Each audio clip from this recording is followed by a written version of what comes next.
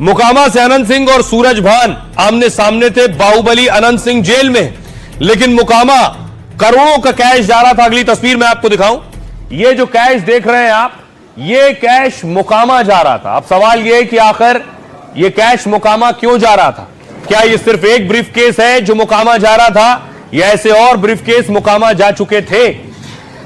और कितना पैसा मोकामा में झोंका गया है, अब यह पुलिस के लिए तफ्तीश का विषय है। देखिए, मोकामा की लड़ाई पहले से ही दिलचस्प है और अब उसमें पैसा भी आ गया है। मोकामा में वोटिंग के बीच 1 करोड़ कैश बरामद हुआ है। गोरखपुर से बिहार के मोकामा यह कैश ले जाया जा रहा था। गोरखपुर में वैशाली एक्सप्रेस से इसे ले जाने की तैयारी थी। एक अटैची में नोटों के बंडल रखे गए। पुलिस ने चेकिंग के दौरान संदिग्ध को दबोचा है।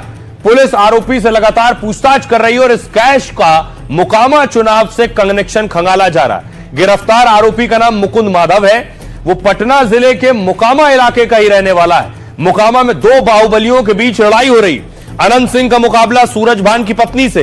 पहले चरण में यहां कल वोट डाले गए थे। अब कैश मिलने के बाद बहुत से सवाल उठ रहे हैं। इनकम टैक्स विभाग पूरे मामले की जांच में जुट गई है।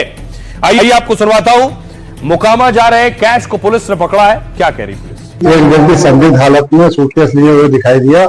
इसको रोक करके चेक किया गया तो उसमें 99,09,000 रुपए नगद बरामद हुए। पूछने पर बताया कि यह पैसा उसने गोरखपुर में लिया है और वो मोकामा का रहने वाला मोकामा लेकर जा रहा था। पैसे के हिसाब किताब अभी नहीं दे पाया। इस संबंध में आयकर विभाग को सूचना दे दी गई है। वोटिंग पहले फेज की हो गई, लेकिन एक बवाल भी उसके साथ जुड़ गया। वोटिंग के दौरान बुर्का पहने महिलाओं को लेकर सवाल उठाए गए।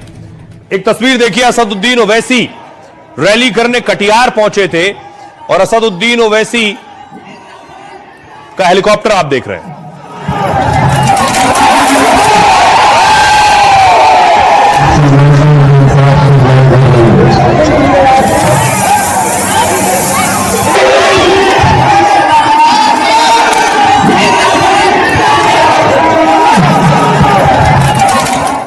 दरअसल बुर्के को लेकर गिरिराज सिंह और अबू आजमी आमने सामने। वोटिंग हो रही थी। कल वोटिंग के दौरान बहुत सी महिलाएं नकाब में थीं, हिजाब पहना था, बुर्के में थी महिलाएं। और उस दौरान हुआ क्या कि गिरिराज सिंह वहां पहुंचे। ये तस्वीरें आप देख रहे हैं इस तरह।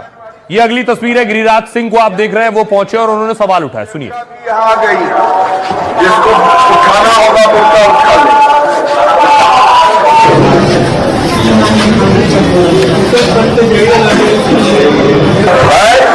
यहाँ देख लीजिए, आंगनबाड़ी सेविका भी यहाँ आ गई, जिसको उठाना होगा बुर्का उठा ले।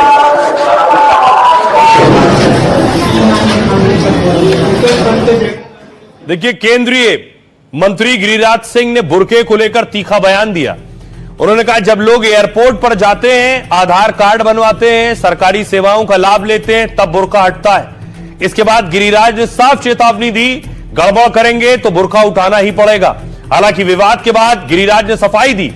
गिरिराज ने कहा, बुर्के को लेकर कुछ भी गलत नहीं कहा मैंने। चुनाव आयोग के नियमों का पालन कराना उनका मकसद है। गिरिराज के बयान पर समाजवादी पार्टी नेता अबू आजमी ने घेरा। देश में सबकी अपनी अपनी आस्था और विश्वास है।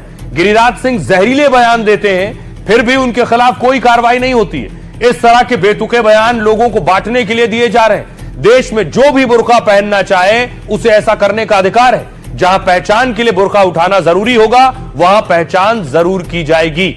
आइए अब आपको सुनवाता हूं, सुनिए जरा गिरिराज सिंह क्या कुछ कह रहे हैं और अबू आजमी क्या कह रहे हैं। चुनाव आयोग ने व्यवस्था दी है, जिसको बुर्का से नाराजगी है तो कानून का राज है। चुनाव आयोग ने कानून बनाया है कि जिसको आपत्ति होगी वो बुर्का दिखा उठा करके। आधार कार्ड बनाने जाती है, वहां कोई शरिया कानून नहीं। रिजर्वेशन के लिए जाती है, कोई शरिया कानून नहीं। एयरपोर्ट जाती है, कोई शरिया कानून नहीं। मुल्लाओं को यही दिखता है शरिया कानून। ये देश सुंदर है, ये हिंदू मुस्लिम सिख भाई सबका है, सबकी अपनी अपनी आस्था है। गिरिराज सिंह रोजाना खबर सुनते हैं और ये उनके कोई कार्रवाई नहीं होती है। इस तरह की बातें करना, बेहुदा बातें करना समझता हूँ सिर्फ प्रोग्रेस करने के, लोगों को खुश करने के लिए किया जा रहा है। इस देश में जिसको बुर्का पहनना वो पहनेगा, और जहाँ बुर्का उठा कर देखना है वहाँ देखा भी जा रहा है। इलेक्शन कमीशन में जाते हैं, इलेक्शन करने जाते हैं, वहाँ देखा जाता है, कहीं जाते हैं फोटो खिंचाने, वहाँ देखा जाता है। और ऐसे लोगों के ऊपर ना जो हेट स्पीचेस का जो कहा है सुप्रीम कोर्ट ने, सो फोटो वो नहीं दिए। तो पहला फेज खत्म हो गया, अब सियासतदान दूसरे फेज की लड़ाई में लग गए हैं। सबसे पहले देखिए जरा, प्रधानमंत्री नरेंद्र मोदी दूसरे चरण के चुनाव के लिए धुआंधार प्रचार कर रहे हैं। पीएम मोदी आज कई रैलियां कर रहे थे, कैमूर में भी थे और औरंगाबाद में भी थे।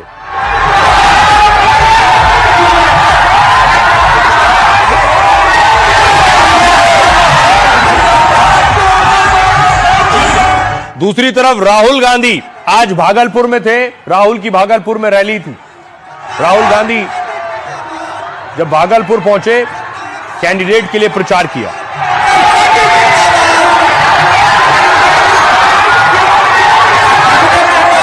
दूसरी तरफ गृह मंत्री भी धुआंधार कैंपेन कर रहे हैं, बड़ा रोड शो था। यह तस्वीर आप देख रहे हैं भागलपुर की। भागलपुर में अमित शाह ने कैंपेन किया।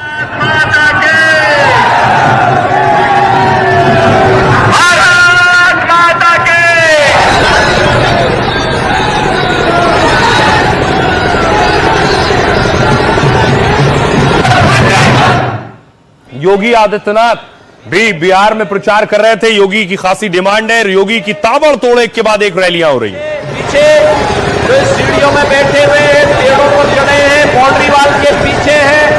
फील्ड कम पड़ गया है, मैं जानता हूं फील्ड कम पड़ गया है, पीछे भी है, मैं तो देख ही रहा हूं सब बात।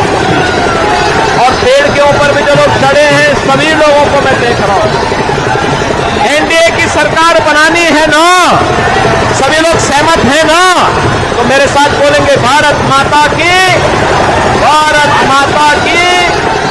जो ये लोग लालटेन लेकर के आज फिर आए हैं, ये लालटेन नहीं, ये डकैती डालने का एक सर्टिफिकेट था इनके लिए, डकैती डालने का सर्टिफिकेट। ये वही लोग हैं लालटेन की धुंधली लाइट में बिहार में जातीय संघर्ष करवाया था। यानी 5 के पहले इन्होंने चारा हजम किया और अब आए हैं आपके राशन को हजम करने के लिए। तो पहले चरण के बाद दूसरे चरण में सियासी तीर और तीखे और पैने हो रहे हैं। देखिए, प्रधानमंत्री नरेंद्र मोदी ने कहा बिहार में दूसरे चरण के लिए घमासान तेज है। 11 नवंबर को 20 जिलों की 122 सीटों पर वोट डाले जाएंगे। दूसरे चरण के लिए आज धुआंधार प्रचार भी हुआ है।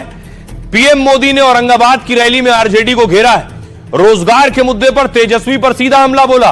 ये लोग जमानत पर बाहर हैं, ये रोजगार नहीं दे सकते हैं। पहले चुनाव में बूथ लूटे जाते थे, गोलियां चलती थी। मोदी ने एक बार फिर जंगलराज पर आरजेडी को घेरा।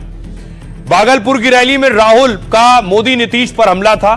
बिहार को हिंदुस्तान का मजदूर बना दिया है, हमारी सरकार बिहार में फैक्ट्रियां लगाएगी। राहुल ने एक बार फिर वोट चोरी का आरोप लगाया कि हरियाणा की सरकार वोट चोरी से बनी है। गृह मंत्री अमित शाह ने भागलपुर दंगे का जिक्र किया। शहाबुद्दीन के बेटे ओसामा को लेकर आरजेडी को घेरा है। अगर ओसामा जीतेगा तो भागलपुर में दंगे होंगे, अगर बीजेपी जीतेगी तो भागलपुर में विकास होगा। सीएम योगी ने आरजेडी कांग्रेस पर जमकर निशाना साधा। आरजेडी शासन में 60 से ज्यादा नरसंहार हुए थे, 30,000 से ज्यादा लोगों का अपहरण हुआ था। इनका लालटेन डकैती का एक साधन था। इन्होंने लालटेन का तेल भी लूटा था, बिहार में अंधेरा किया था। तेजस्वी ने एनडीटीवी से खास बातचीत में बड़ा दावा किया। बिहार की महिलाओं ने एक तरफा मन बना रखा है, तभी तो चुनाव से पहले महिलाओं को 10,000 रिश्वत दी गई है। अगर डर नहीं होता तो 10,000 की रिश्वत क्यों देते?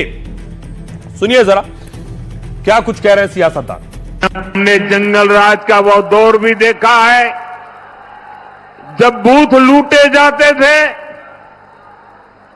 मतदान के दिन गोलियां चलती थी, बम फटते थे, खून की नदियां बहाई जाती थी, गरीबों, दलितों, पिछड़ों की आवाज कुचल दी जाती थी। मैं चुनाव आयोग को बधाई दूंगा कि प्रथम चरण के चुनाव इतने अच्छे तरीके से संपन्न कराए हैं।